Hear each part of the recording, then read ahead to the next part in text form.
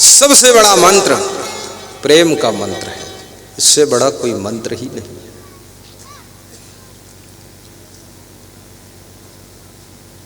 सीता जी अंगूठी उतार कर दे देती है, राम मुस्करा देते हैं और अंगूठी केवट को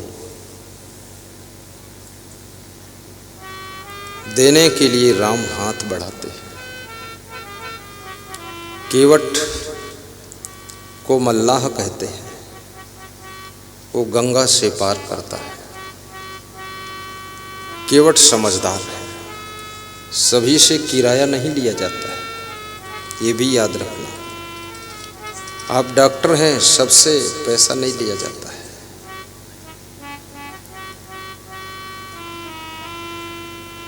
आप किराए से गाड़ी चलाते हैं, लेकिन कुछ लोग ऐसे आएंगे जिनको फ्री भी पार कर देना चाहिए। जब राम अंगूठी देने लगे तो केवट का मन विचलित हो गया और केवट के मुख से एक शब्द निकला है, क्या? मजदूर कहीं मजदूरों से मजदूरी लेते हैं भैया, मजदूरी लेते हैं भैया। मल्लाह कहीं मल्लाहों से मल्लाही लेते हैं भैया, मल्लाह कहीं मल्लाहों से मल्लाही लेते हैं भैया, मल्लाह कहीं मल्लाहों से मल्लाही लेते हैं भैया। केवट ने उत्तर दिया कि मजदूर मजदूर से मजदूरी नहीं लेता है, मल्लाह मल्लाह से मल्लाही नहीं लेता है। हे राम, मैं गंगा से पार करने वाला मल्लाह हूँ। तुम ये मत समझना कि तुम कोई और हो, तुम भी मेरे रिश्तेदार हो, तुम भी मल्लाह हो। तुम भवसागर से पार करने वाले मल्लाह हो। मैं तुमको यहाँ फ्री उतार दूंगा और तुम मुझको वहाँ फ्री उतार देना, दोनों का अदला बदली हो जाएगा। ये भवसागर से पार करना कोई साधारण बात नहीं, ये भवसागर है। भवसागर एक नदी बहत है और भवसागर से पार होने के लिए मरने के बाद आपके कुटुंबीजन गाय की बछिया दान करते हैं ब्राह्मण को, और कल्पना यह है कि बछिया की पूंछ पकड़ करके जो मृतक आत्मा है वो बैतरणी नदी को पार करती है। और बछिया भी इतनी चालाकी से दान दी गई है, कमजोर बछिया है, उसके बाल भी उखड़ गए हैं, टांगें आपस में लड़ती हैं, आंखों से ठीक दिखता नहीं है, गर्दन डिग डिग डिग डिग हिलती है। वो 200-500 की बछिया दे दिया है। अब पंडित जी भी सोचते हैं बछिया लूं कि न लूं, फिर मन में विचार आता है कि नहीं लूंगा तो ये भी नहीं मिलेगी, इसलिए भागे भूत की लंगोटी भली, तो अधमरी बछिया वो ले जाते। लेकिन पंडित फिर भी खुश रहता। क्यों खुश रहता है? वो समझता है बछिया कमजोर है, तेरे बाप को खींच कर पार तो कर नहीं पाएगी। बछिया की पूंछ तेरा बाप पकड़ेगा, पूंछ टूट के तेरे बाप के हाथ में आ जाएगी, तेरा बाप ही तो डूबेगा, मेरे बाप का क्या लगता है। पंडित खुश है। ये टूटा फूटा बेकार चीजों को दान नहीं करना चाहिए, अच्छी चीज का दान करना चाहिए। ऐसा दान दो जिसको दान दो तो उसके काम आ जाए, उसकी जरूरत भी पूरी हो जाए। मंदसौर के रवि जी आज कपड़ा लाए हमारे लिए, खड़े हो रवि। कह रहे थे कि 1 नंबर का कपड़ा लाया। सवेरे पूछ रहे थे कैसा कपड़ा हो। मैंने कहा 1.25 मीटर चौड़ा और 15.25 मीटर लंबा, पूरी ड्रेस हो जाएगी। तो फिर कुछ और संशोधन? तुमने का संशोधन करना है तो 90 सेंटीमीटर चौड़ा और 15.25 मीटर लंबा, पूर्ण सूती लाना, पगड़ी बन जाएगी। पगड़ी वाला लोग कम लाते हैं, पॉलिस्टर पहनते हैं। दोपहर में आकर बताया कि 90 सेंटीमीटर चौड़ा, लगभग 20 मीटर लंबा ले आया, थोड़ा ज़्यादा ही बन जाए आपका। एक नंबर का दान, क्योंकि दान जो तुम देते हो, ये दान ही तुम्हारे कल्याण की नौका बनता है। यही तुम्हें भवसागर से पार करता है। ये बैतरणी नदी, तृष्णा बैतरणी नदी, बैतरणी नदी है क्या? क्रोधो वैवस्तो राजा तृष्णा बैतरणी नदी, विद्या दुघा काम धेनु संतोषो नंदनम वरम। चाणक्य से प्रश्न पूछा गया, कामधेनु गाय कौन सी है? यमराज कौन है? बैतरणी नदी क्या है? और इंद्र का नंदन वन कौन सा है, जहां पर सुख ही सुख है? चाणक्य एक बुद्धिमान व्यक्तित्व है। चाणक्य के सिर में चोटी बहुत बड़ी रहती है और चोटी में गांठ लगाकर रखते हैं। लोग कहते हैं उनकी चोटी एंटीना का काम करती है, सीधे भगवान से कनेक्शन रखती है। और ये भी कहते सुना लोगों को मैंने कि चोटी रखने से बुद्धि बढ़ती है, लेकिन मुझे संदेह भी होता है, अगर चोटी रखने से बुद्धि बढ़ती तो महिलाओं ने चोटी के बजाय पूरा चोटा रखा है, पर बुद्धि उद्धि तो बढ़ी नहीं कुछ।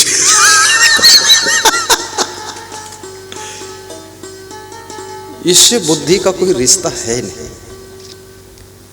लेकिन रोज रोज मुंडन कराने से भी बुद्धि घट सकती है। रोज रोज मुंडन मत कराना।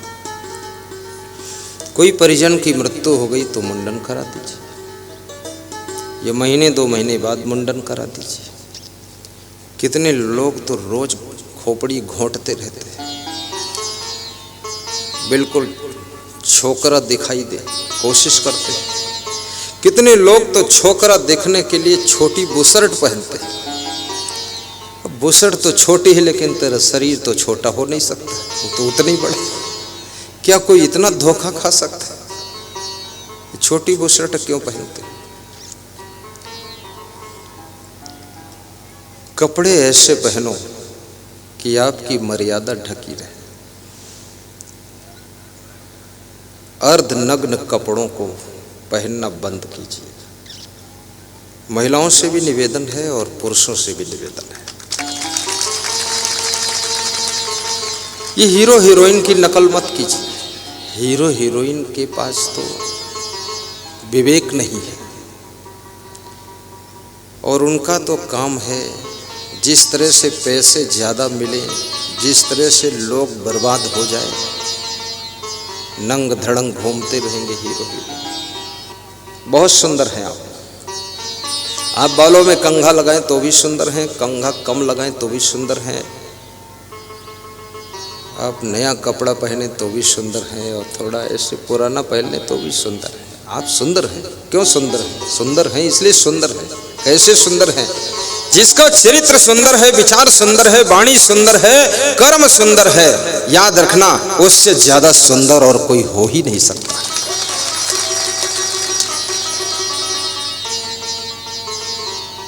गुणों की सुंदरता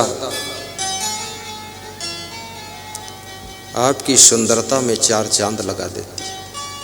इसलिए गुणवान बनो और महान बनो, चरित्रवान बनो, बुद्धिमान बनो और धनवान भी बनो। गरीब कंगाल मत बनो। सही डिसीजन लेकर के कठोर परिश्रम करने का संकल्प लो। ध्यान देना बात पर, सही डिसीजन। उसके बाद कह रहा हूं कठोर परिश्रम और कंटिन्यू लेबर करना पड़ेगा। निरंतर परिश्रम। जब से मैं संन्यास लिया हूं 35 साल से लगातार परिश्रम चल रहा है। 35 साल के परिश्रम का रिजल्ट है कि बड़वन में आकर बैठा हूं।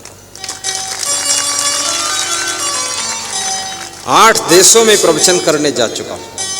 अमेरिका और कनाडा, इंग्लैंड से भी आमंत्रण आ चुका है, लेकिन लगातार। और स्वभाव भी बिगड़ना नहीं चाहिए। कभी कभी क्या होता है, जब तुम्हारी उन्नति हो जाती थोड़ा ऐंठ आ जाती है। क्या समझ रखा, उनसे क्या कम है? अरे तो कौन कहता कम हो, उनसे थोड़ा आगे हो आप। ऐंठ क्यों दिखा रहे हो? जो ऐंठ आ जाती है, अहंकार आ जाता है, वो आपको फिर से नीचे गिरा देता है। जिस नम्रता के गुण के कारण, जिस सरलता के स्वभाव के कारण, जिस मधुर वाणी के कारण, जिस प्रेम भरे दिल के कारण तुम्हारा उत्थान हुआ है, अगर ये गुण जिंदगी भर बने रहेंगे तो आपका उत्थान निरंतर होता रहेगा। विधायक बनने के बाद बहुत लोगों को ऐंठ आ जाती है, और जिनको ऐंठ आती है तो जनता 5 साल के बाद उनको पूरा ऐंठ देती है, ये ऐसी तैसी कर दूंगा। परमानेंट विधायक बने रहना है तो स्वभाव को बिगड़ने मत दो। मिनिस्टर, चीफ मिनिस्टर बनने के बाद कितने मुख्यमंत्रियों को ऐंठ आई है। 3 महीने में ही उनके विधायकों ने उनको ऐंठ दिया कि तुम्हारी ऐंठ निकाल देंगे हम। ऐंठ चल नहीं सकती, इसलिए अभिमान कभी मत करना।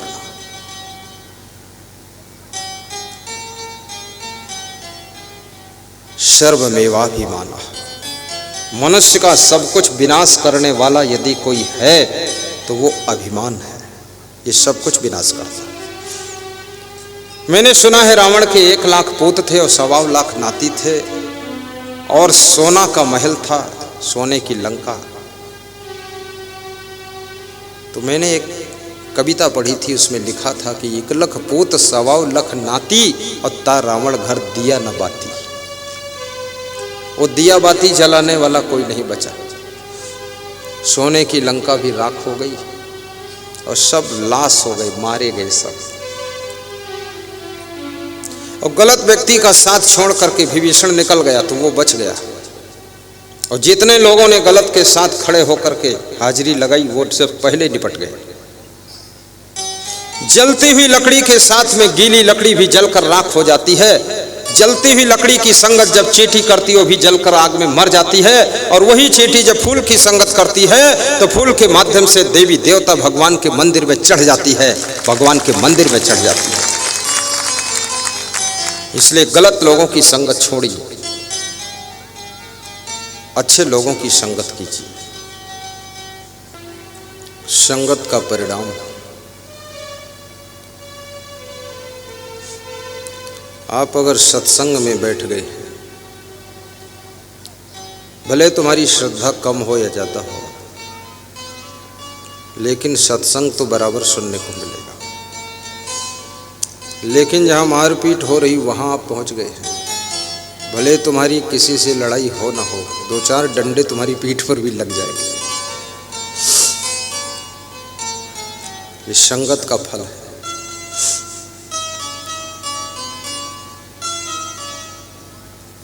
कबीरा संगत साध की, ज्यों गंधी को बास, गंधी कुछ देवई नहीं तो भी बास सुबास।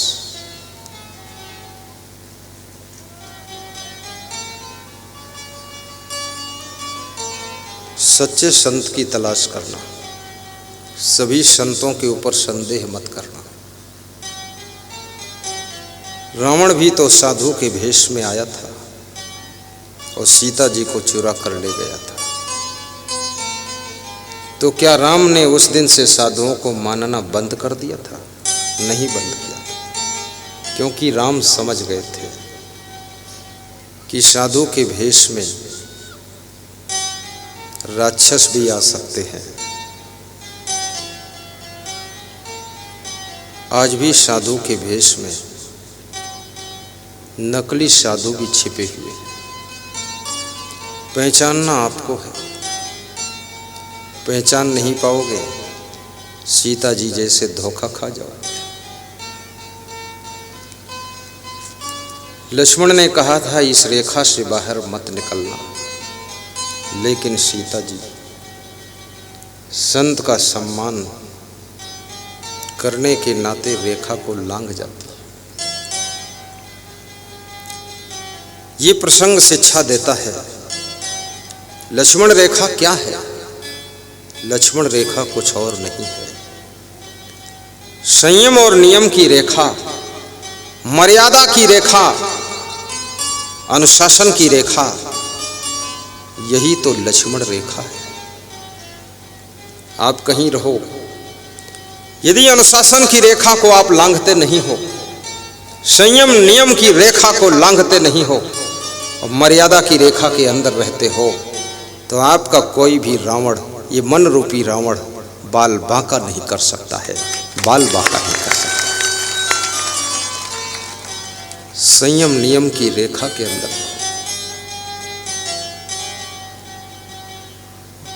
और सीता कोई और नहीं है।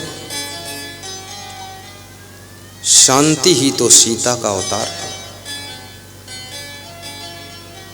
शांति रूपी सीता को मन रूपी रावण 10 इंद्रियों के सहयोग से, दशानन, 10 शीश 10 इंद्रियां, इनके सहयोग से इस आत्मा रूपी राम के पास से हरण कर लेता है। ये आत्मा रूपी राम सीता रूपी शांति को प्राप्त करके ही सुखी होता है। लेकिन जब तुम संयम नियम की रेखा को लांघते हो, मर्यादाओं को तोड़ते हो और अनुशासन को लांघ जाते हो, तब तुम्हारी शांति रूपी सीता को ये मन रूपी रावण हर लेता है।